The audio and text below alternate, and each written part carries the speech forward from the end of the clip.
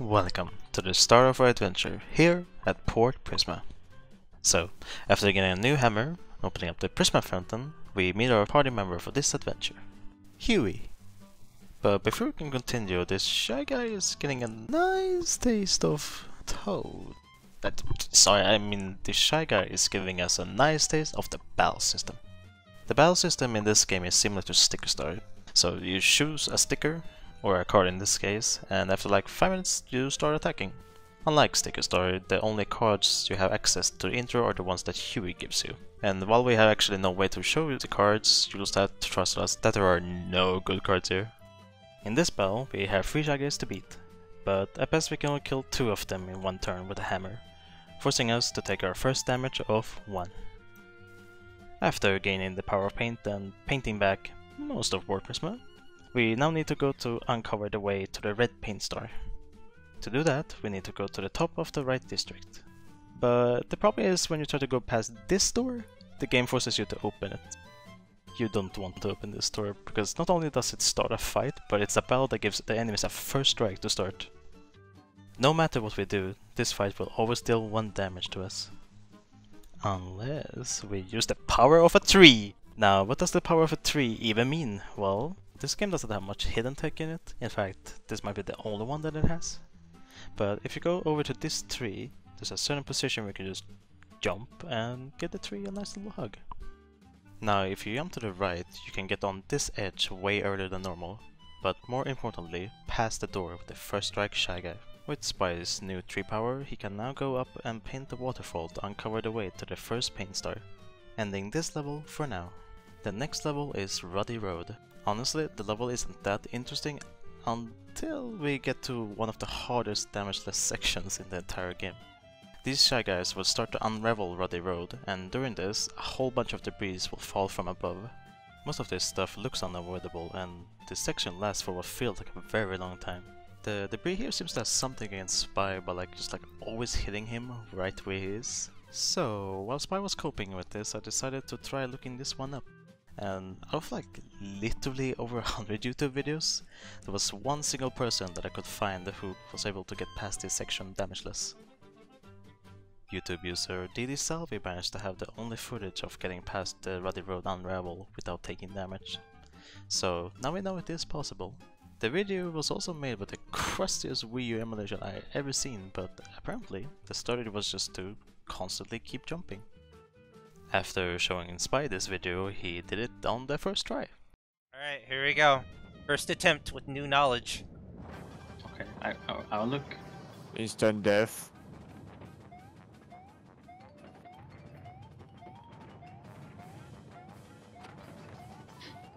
Okay. But you're gonna get hit by the first push, I'll be honest with you. Okay. Zigzagging the fucking No, breaks. he's doing it. No, I did it first try! You did the strat of just jumping I cannot believe this! I did it first try! This... Please tell me you recorded. Why would it not be? Good. Thank goodness. Oh my god, you did it. That was so easy. It was so easy. With that done, we complete Ruddy Road with no further damage taken. Next up, we have Cherry Lake. Right after the cutout tutorial, Spy has to fight against a Shy Guy stack, but they get a first strike, adding on another 4 damage to Spy with no way to avoid it. We can make it to the end without any other problems, and also picking up something that will help. A max card upgrade to play even more cards in 1 turn. We have now unlocked the Crimson Tower, but Spy will go there later. Using the cutout move that we just got, we can also get to the other paint star at Port Prisma to unlock the Battle Spinner. A very useful move which Spy will be abusing for the entire game. Unlike Sticker Star, you gain cards from spinning, with you getting certain ones if conditions are met. Next up is Indigo Underground. The task here is to find all the green toads, after which a battle with some Shy Guys start. But by now, we have many different cards to use, like the Fire Flower and the Ice Flower. Even though you can only throw up to 4 shots, making it less effective against groups of enemies, all 4 shots can target the same enemy, making them much more effective in boss fights. This and their bigger versions are also cards that do the most damage, period. So we'll make sure to stock up on these cards from most of the shops, which will become much easier once Spy unlocks the infinite money generator. Blue Bay Beach has nothing of interest in it, not only the Ocean Fest but also in the revisit to get the Blue Toad stage. So our last main level that we unlock is Daffodil Peak. The climb up is very annoying since there are a ton of enemies targeting you, and it also has some required fights in these pipes, nothing a good old Fireflower can't handle. But halfway through the level we fight a trio of Goombas, nothing special here. Spy just has to use an entire row of worn-out jumps. So Kamek shows up in this fight and decides to turn all of Spy's card into worn-out jumps. Spy originally thought that Kamek would either do worn-out jumps or worn-out hammers, but after 20 separate climbs I think Spy got the message that Kamek doesn't do that. It's either that or Spy is just massively unlucky. Either way, we only have 2 attack slots and normal jumps can only target 1 enemy, so we are forced to get hit by this random Goomba for 1 damage. If there was a possibility of getting hammers, then this would be 0 damage as the shockwave does enough to kill a Goomba in 1 hit. Other than that misfortune, Spy makes it to the top and finds the yellow sage there. Now all that we are missing is the red sage back at Cherry Lake.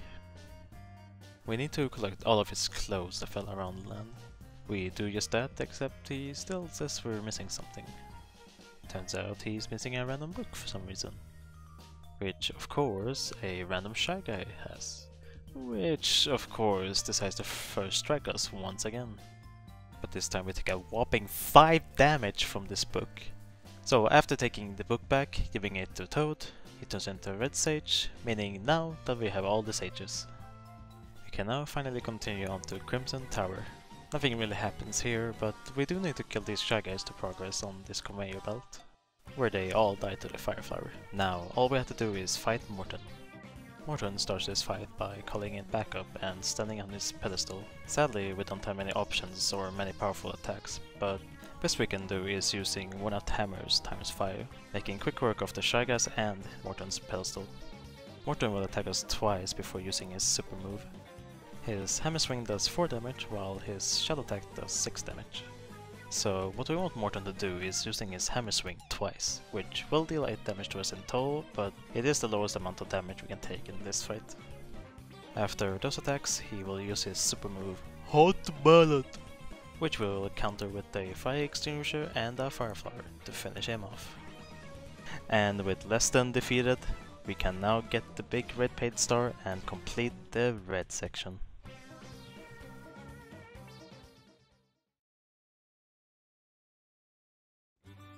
Once we paint the Scarlet Gate, we can head over to Sunglow Ridge. This beginning area has a lot of spinies, so we need to be careful with our jumps. Later on in the level we do some log jumping, but we also make sure to pick up the Frog Suit card.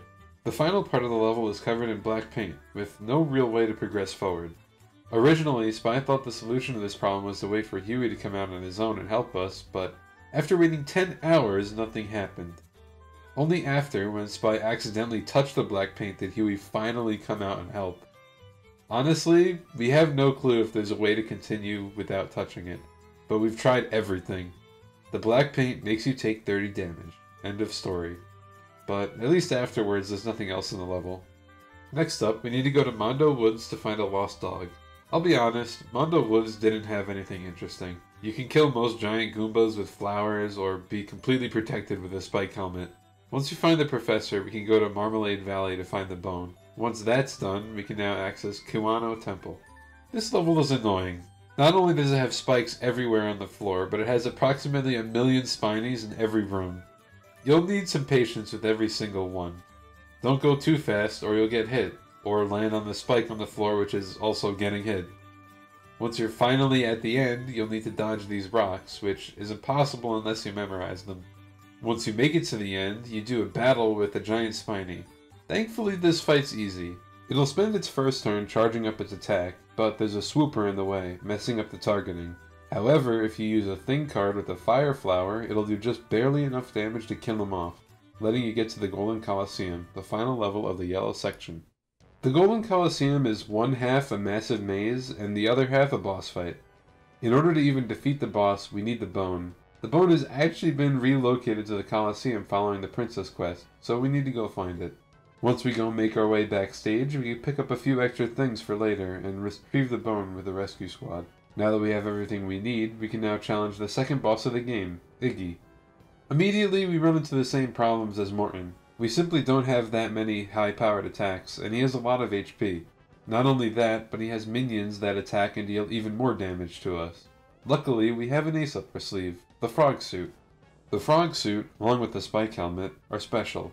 These are item cards that turn your guarding ability into something else, allowing you to outright dodge or even counter back damage to the enemy. The first of these was the Spike Helmet, which we got pretty early on. This protects Mario from aerial attacks like head bonks and ground pound slams, but sadly it's not very useful against many enemies as they have attacks to counter it. The more important one is the Frog Suit. Previously mentioned, we got this in Sunglow Ridge. This gives Mario the ability to jump over attacks entirely instead of just guarding. So, with the Frog Suit, we can jump over Iggy's magic attack and his shell attack, for example. This jump is also incredibly generous with its hitbox, however you can't jump over aerial attacks, and due to its unnecessarily long delay after jumping, multi-hitting attacks can still hit us. But in Iggy's case, we can dodge not only all of his moves, but his minions as well, and once we disarm him with the bone, there really isn't much he can do, letting us take him down quickly.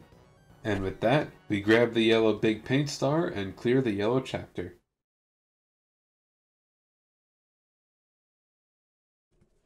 Collecting this coin reveals the path to the Dark Blue Inn. Here we need to solve the puzzle of the level before we run out of time. And while there are a few fights, we can use things and flowers to completely destroy them all. Next up is Plum Park. This is similar to World 3 of Sticker Star. This place is completely covered in poison, so taking it slow is recommended. After killing this plant in this bucket, we can ride over to the other side of the park. Here we fight Petey Piranha, who is nowhere near as annoying unlike Sticker Star. Here we can use Power Blocks. Power Blocks are not only gotten very early, but have become even more overpowered in this game. They will inflict the crumpled status guaranteed on any non-major boss. While they no longer take ×2 damage, its effect will last for 2 turns, letting you smash down on anything. As for Petey, the strategy is simple. First put up a frog suit and a power block, then turn 2 do some damage with some flowers. When Petey gets back up, his first attack will always be trying to bite you, which can be dodged with a frog suit. Next turn, we want to use the lemon. This will put him on the ground, unable to attack us and let us do extra damage. Now all we need to do is keep comboing power blocks with flowers until he dies. This lets us not only unlock Violet Passage, but also gives us the teapot, which we can use to clear Dark Blue Inn and give us an extra card slot. At the Violet Passage ship, all we need is the rest of the Yellow Toad squad, so we can get access to the main part of the level in the Sacred Forest. This level features small enemies, which aren't supposed to be a threat, but they turned the Paint Star into 5-star pieces, so we need to hunt those down. One of these pieces happens to be on the Sacred Tree, which after you bonk the tree, 50 random small Goombas fall and... You really not want to play this game anymore. All of these collective Goombas deal 1 damage for each Goomba, for a total of 50 damage. After dealing with that garbage, getting the final piece in this hold on the side requires you to hammer the wall.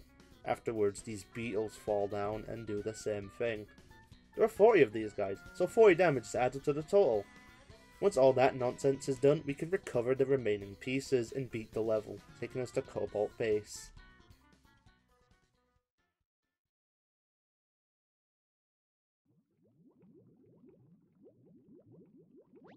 Okay, this game is definitely as bad as I remember it being, but surely it can't. Ladies and gentlemen, Oh, dear God, it's no. time to play Sniff It or Whiff It.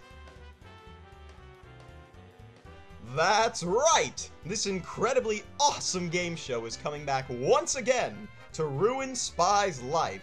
While this time around, we don't intend on bringing any massive harm to our contestants, that doesn't mean we're not going to be more annoying than ever. As in this segment, Spy and his crew will have to follow along and play the right cards to move on and beat the level.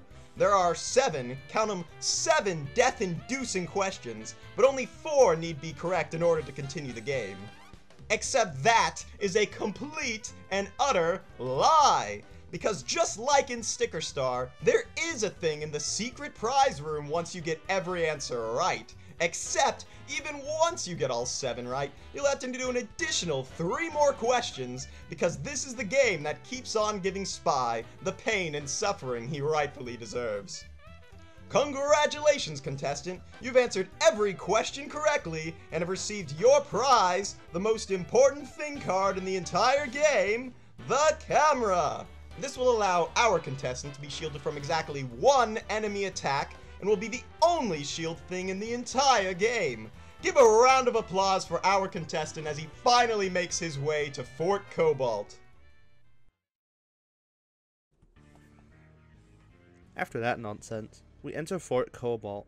One thing to note is this is the perfect place to grind levels on your paint hammer for the battles ahead, by simply using a thing card on the gold and silver Shy Guys. Once we take out the stack squad, we can move on to gambling. Here we have some gates. One leads us to the right path, while the other 2 deal massive damage to us.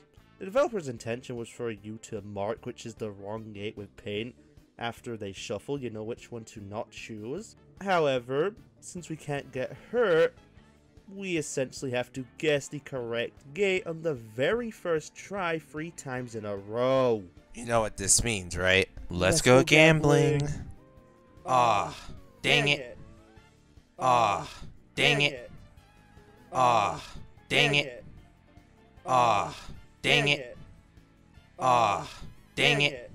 This took so many attempts, almost had a 100 range, and when Spy was almost starting to lose immense hope, he finally made it past the first 3 gates. The 5th gate thankfully doesn't hurt you, it just drops you into an underground room. But you can dodge everything in there and try it again. The rest of this level is simply rescuing all of the blue toads and gathering Tanuki tails for the boss. Tails are the last of the special guard cards in the game. They allow you to reflect most projectiles and counter enemy attacks in front of you.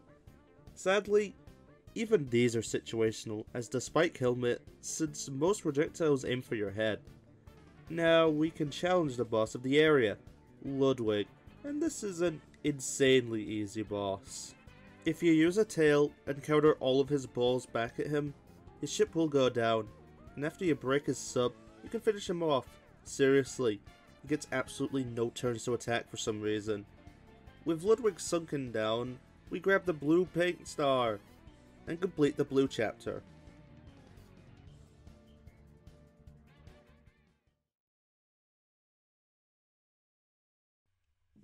With the sea fully painted, except in the overworld for some strange reason, I don't know, well, we can now access the Violet Passage, which is an incredibly slow and boring minigame puzzle. Seriously, nothing interesting happens here, like, at all. So let's just move on to Vortex Island. This place is the introduction of the main gimmick of this chapter, the parallel world.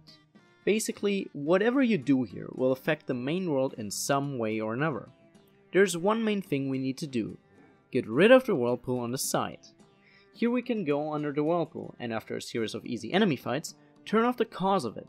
With that out of the way, we can grab the paint star and move on. Next up is Lighthouse Island. Before we can fix the lighthouse though, we need to go get the main power source for it, stuck in the parallel world's lighthouse. First off, we need to unfurl this barrel to continue, but once we go up here... Oh, God, it's him again. Nah, just kidding. They're nowhere near as bad as in Secret Server. You can easily get past all of these guys just by jumping a lot. Now we can enter the parallel lighthouse, which is completely dark. You need to paint the floor and proceed cautiously, as if you fall down, you will absolutely be ambushed by the enemies below. Once we get to the top, we can grab the light bulb and power the normal lighthouse on, letting us proceed to the final level of the purple chapter, Fortune Island. This place is full of dumb stuff that can really annoy you and cause an easy reset, like these fire bros or the stairs near the end. Once we remove the smoke from the final room, we can fight the boss of the purple chapter, Wendy. Wendy is a rather troubling boss, as none of our special card guards can defend against her rhythm attack. However, earlier we got the camera. Unlike the sponge and sticker star, the camera sadly only lets us block one hit. Yeah, just a singular hit. And usually bosses only get one turn, so this wouldn't be much of an issue, but there's a giant issue here as we only have 2 of these cards at max. The normal one and a replica. As far as I'm aware, it will take more than 2 turns to shift Wendy into her ultimate attack, except, yeah, that's right, you have to use the camera in order to progress and avoid her ultimate attack, meaning once again, we're forced to take damage to proceed. Or are we? See, every game seems to have some stupid exploitable trick for us to use, and this game is no exception, for you see, the battle spinner in this game can also give you replica cards, but it only gives you ones you don't currently have. And if you have every single one, it will not give you any at all. Let's just say you use the replica balloons, for example, with all the other replicas in hand. Then the next time you use the spinner, they'll be on there. Every time until you collect them again.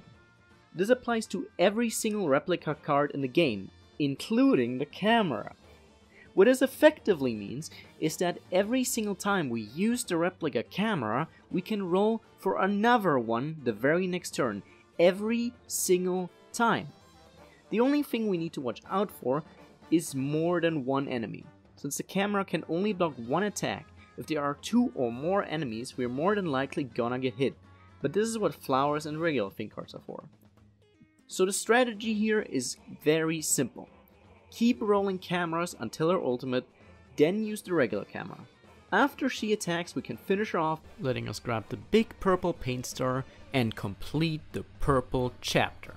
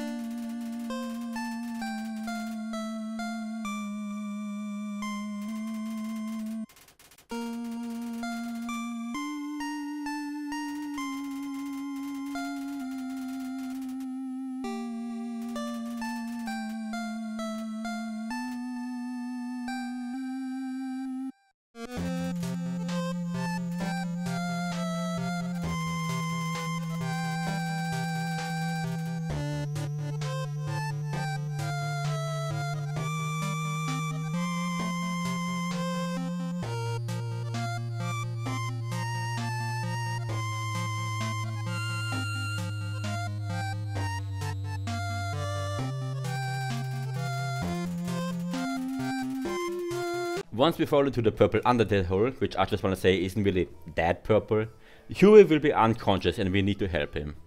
He will be held captive by some enemies which we can use the balloons on because they literally one hit kill everybody. But now we need to escort this toad here to the cafe by doing some puzzles.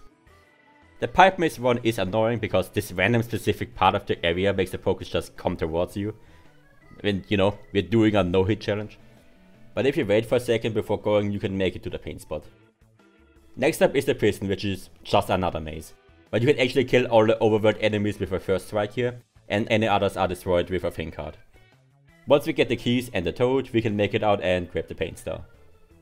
Nothing is here for us in Toad Trailworks nor Tangerine Grill, only serving as the place for the final blue toad location. Now that the blue toads can act as whales for the rest of their lives, the train gets immediately crushed by Tromps. Good job, guys. But at least it didn't happen to Mari, so it doesn't matter to this challenge. Now we have to send this train over to Toad Trainworks so we can repair it. This does start a series of fights, but once again, all of our things will one-shot basically everything. Once we get to the top part with this crane here, this ninja will backstab us out of nowhere. And we've tried everything to dodge this particular encounter, but it just seems inevitable, dealing 2 more damage to us. Once we fix the rest of the train, we can proceed to Tangerine Grill for real. Here in Tangerine Grill, we need to defeat a few enemies before making some pizza. Thankfully, making pizza causes us no harm in the slightest. But now we need to make some food for this VIP guy, and you know what completely causes us harm? This random steak here. Now for some reason we need to fight this steak in a battle to prepare it. Yeah, I don't know. Now we have 3 separate turns to beat this meat here, and we only need 4 attacks to cook it to perfection, so yeah. We use the camera on the first 2 turns and kill it by the 3rd turn. After Spy fails this for about 5 separate times, we can grab the paint star and move on to the last area of this chapter. Now this level gets kinda long and kinda crazy at the end. First we need to dodge some logs here and get to the other side. Once we unfurl it and break up this swamp here, Mario almost gets run over by the Sunset Express, but dodges at the last second. Good job Mario, you avoided damage. Afterwards, this supremely buffed Toad drops us off at the back end of the Sunset Express.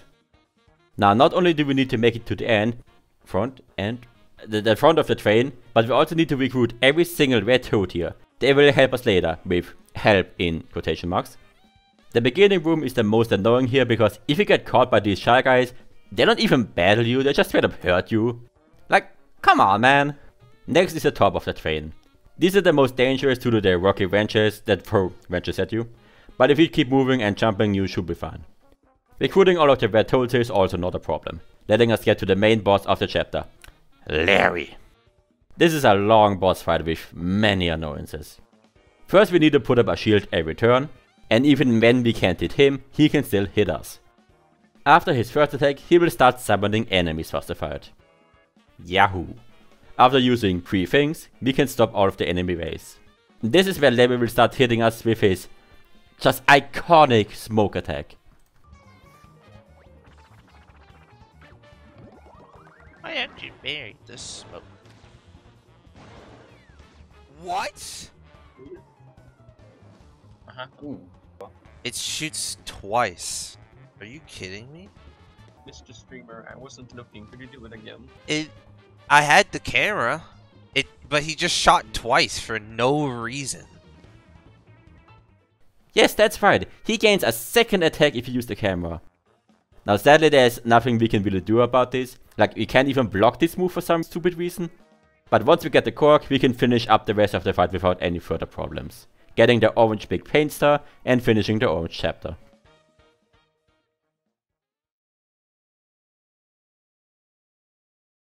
With Dragon Man all repainted, we can move on to Red Pepper Volcano. Here, we need to use a thing to... wait. Why aren't any of the things we have working? Oh right, you need the basin. I just skipped it because it was in the gambling area. Let's just run back and grab... Oh. So, in order to grab the basin, we need it to fall on us, which takes away half of our health. Truly hilarious. Optimally, we would have gotten this earlier, as in that case, we would have only done 50 damage to us. Yeah, except that's actually untrue and I've been lying to you the entire time. Hello, this is me, Spy, from the far foreseeable future. Here to tell you that I actually screwed this part up. So the basin is indeed required to beat this game, but yes, it does require you to take damage. However, while the basin does do half of your health, it only does it with your current health. For example, if you had 50 health getting hit, you'd only take 25. Why is this relevant in this context? Well, if you remember 2 levels back before Cobalt Base, which is Sacred Forest, we had to take 90 damage due to ridiculous reasons. This left our health at exactly 10 HP. In the original run I had in this game, I went back to Port Prisma to heal because I'm gonna be 100% honest, I don't like when my health is currently missing during these sessions. But, however, I had just made a grave mistake. What you want to do instead is continue to Fort Kobold with your current health like this. Once we reach the gambling section, we can grab the basin, which will only deal 5 damage instead since our current health is 10. This saves a whopping 45 damage that we will have taken during this section. Now our HP will return back to full after we fight Ludwig for the first time, so the run continues normally from there. And there aren't any damage saves like this at all for the rest of the run. But I did want to point this out really quick since I just figured out during the editing of this video. And it was pretty important. Anyway, let's go back to Aran. Honestly, let's just pretend that Spy played through the whole entire game again just so that he got the basin earlier this time. Now that we have the basin, we can use it to convert the dragon to our side, somehow, and use him to explore the level. As you should know of most lava levels, this level sucks, in boring terms. While you will be riding a Dragon Man most of the time, and nothing can hurt you while riding him, this level kinda just drags on. That pun better be intentional. About the only real danger is the sidestepping room and these paint spouts of lava that you need to start at the end first. Red Pepper Crater is not much different from Volcano, but this time it cranks up the difficulty meter a lot more. First are these piranha plants that can shoot fireballs from very far away. Unlike Fire and Ice Bros, these travel in a straight line and thankfully don't home in on Mario, so you can just zigzag through to avoid them. Next, we have this platform room. Honestly, just kill the plant so it doesn't harass you the entire room. Now, Spike didn't do that, but that's because he was lazy and stupid. Speaking of Fire Bros earlier, this room has a few in it, so you'd want to rush this room, which thankfully has a save point in it. Once in the final room, it's time for another mini boss fight, this time with a lava bubble. And we immediately already take 5 damage and we haven't even started fighting yet. For some reason, we take 5 damage at the start of each turn in this fight, so we have to quickly kill this guy. However, this guy can only be hurt by ice flowers, which is what we're gonna use anyway, so yeah. 3 big ice flowers sadly doesn't kill him in one turn, so we need to instead use 2 flowers with a camera to survive the first turn. We have to take another 5 damage, but now we can finish him up with 3 big flowers. Now we can get the hairdryer thing, which we need to get the magnifying glass thing, which then lets us progress further in the Sacred Forest. Before we can grab the next paint star, Kamek gets in our way, again, giving us a proper mini boss fight. Here, Kamek shrinks us and will employ multiple annoying gimmicks to limit our card usage. This includes making all of my cards flipped over and disabling the use of the battle spinner, meaning we get only 2 uses of the camera. However, Kamek has one flaw. He's not immune to POW blocks like most bosses are. This makes the strategy simple. Before the fight even starts, we set all the cards we're gonna use on the right side. On the first turn, use a POW block and a camera.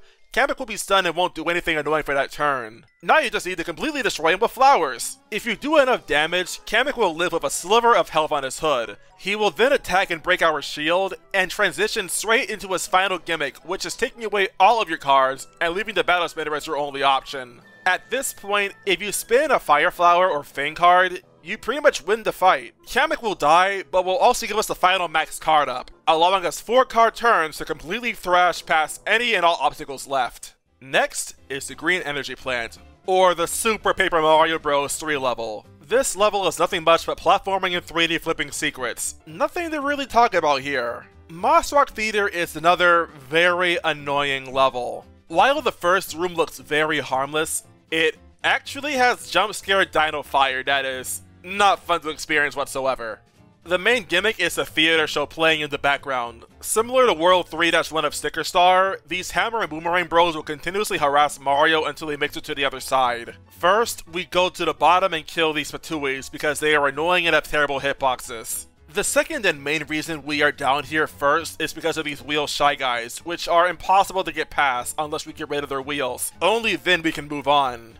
The second part of the level has even more jump scare dinos, and some jump scare Shy Guys into the mix. Once past that room, we get to the final room where you battle the bros, but with 4 card slots and a whole bunch of things, they don't stand a chance. Finally, we arrive at the Emerald Circus. Once we recruit all 50 red toads, we can continue backstage and grab the Disco Ball, the final thing in the game.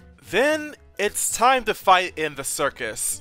And let's be honest here, we don't remember much of it, other than we didn't take any damage during it. It's just a bunch of normal enemies that are slightly different that we fight over the game, and not to mention that we had the replica camera, the lemon, POW blocks, and a whole other bunch of countermeasures. The only thing to mention is that a Yoshi might come over and attack. While he does no damage, he will steal the next card you are going to use, potentially putting you in a bad spot. So, just don't suck and just block.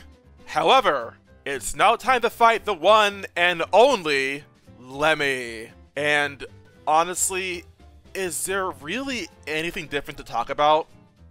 Actually, yes, a few things.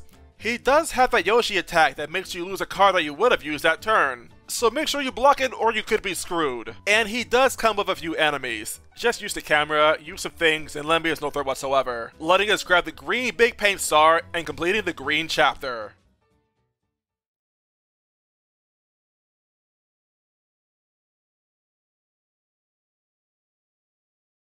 with every big paint star recovered. And wait, what? What do you mean I could have avoided this entire game if I just had a don't mix the paint sign? All that garbage I've done till now, all that damage I had to take, I could have actually played a better game this entire time? Hold on, I have an easy solution to this.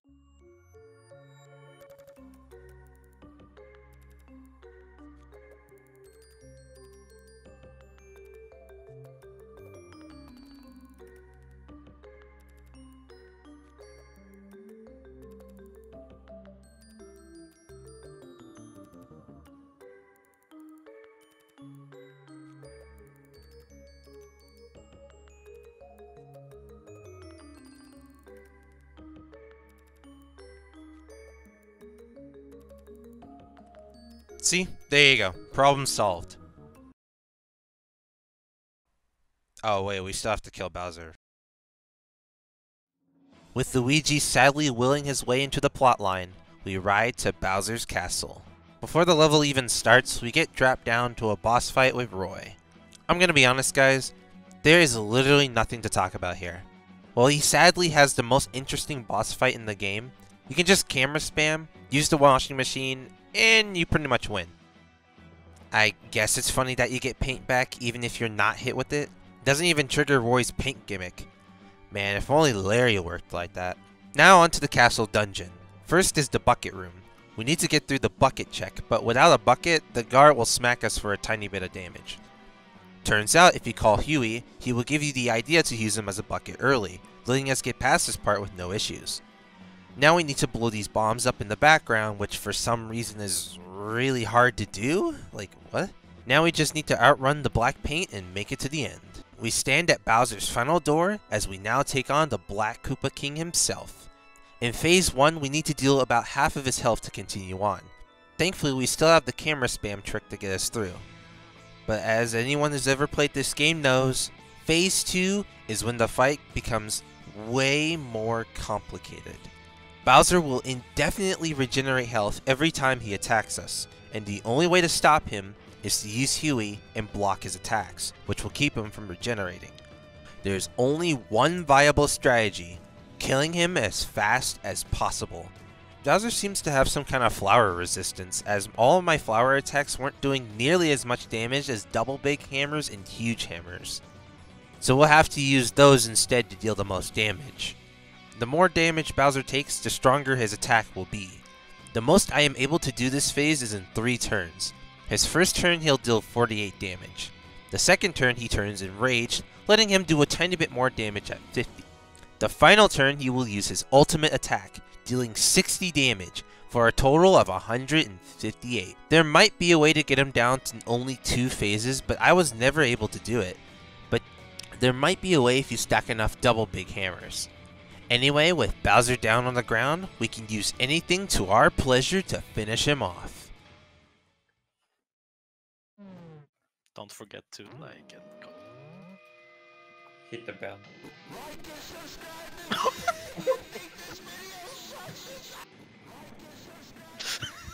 Excellent. In the previous videos. Don't forget to like this video if you think this video sucks. What's going on? He didn't like and subscribe. You got hit by a bus? Dude, I've been on the bus for 15 billion hours. I want to get off.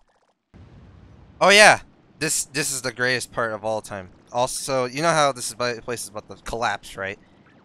If you do not get out of here in time, you game over. Very good. Can you like wait here and also game over? Yeah, You can. Yeah, you can, probably.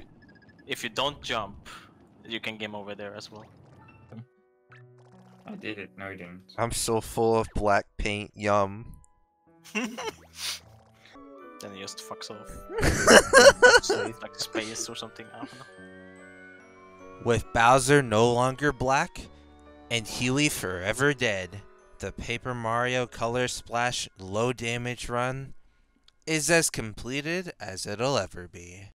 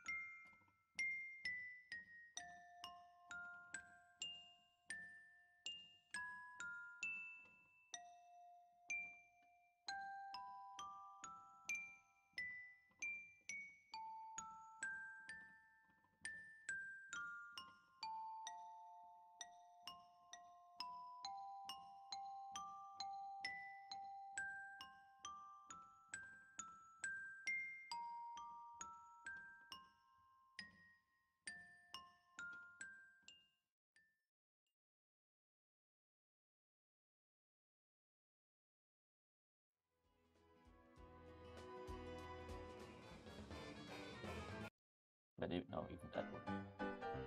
Enable. My gamepad died. Oh. Ow. Take my charger and I'll plug it.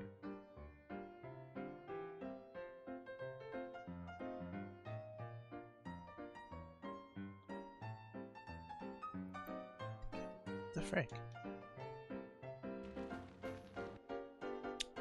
What?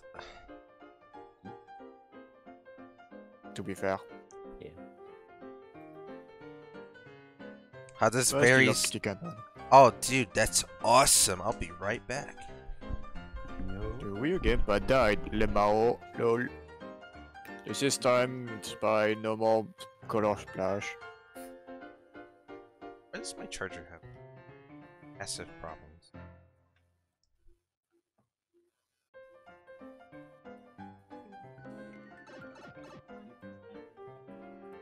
Okay. Lemao. I'm at war with this thing right now. I don't know why it's doing this. Because it cannot charge and it's like it's charging faster than it charged because the cable is broken. Yeah. Cable is not broken. It is now. It's not. Wait, isn't this like the? Oh, whoops. My bad. Certified. Did you not charge it? Gamepad moment. Or, well, it's been a while. You might have just ran out. Because the fucking gamepad sucks. The battery. Battery is so bad.